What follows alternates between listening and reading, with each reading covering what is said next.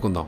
పశ్చిమ గోదావరి జిల్లా భీమవరంలో నెలకొని ఉన్న మావుళ్ళమ్మ అమ్మవారు సాక్షాత్తు ఆ మహాకాళి అవతారంగా భావిస్తారు అక్కడి ప్రజలు.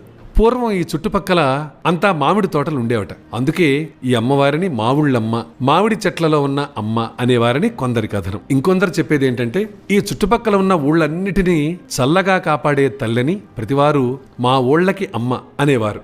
ఆ పేరే కాలక్రమేణా మావుళ్ళమ్మ అయింది. 100 సంవత్సరాల పైన చరిత్ర గల ఈ దేవాలయంలో అమ్మవారి విగ్రహం మొదట్లో చాలా భీకరంగా ఉండేది. ఆ విగ్రహం 1910వ సంవత్సరంలో వచ్చిన వరదలలో పాక్షికంగా దెబ్బతినటంతో శ్రీ గంధి అప్పారావుచే మలచబడ్డ ఇప్పటి విగ్రహాన్ని ప్రతిష్ఠించారు. ప్రస్తుతం అమ్మవారు కరుణారసమూర్తి చతుర్భుజి అయిన ఈ తల్లి విగ్రహం 12 అడుగుల ఎత్తుంటుంది. 4 చేతులలో ఖడ్గం, త్రిశూలం, ఢమరుకం, కలశం ఉన్నాయి. విశాలమైన కళ్లతో అత్యంత ఆకర్షణీయంగా ఉండే ఆ తల్లి కూర్చున్నట్టుంటుంది.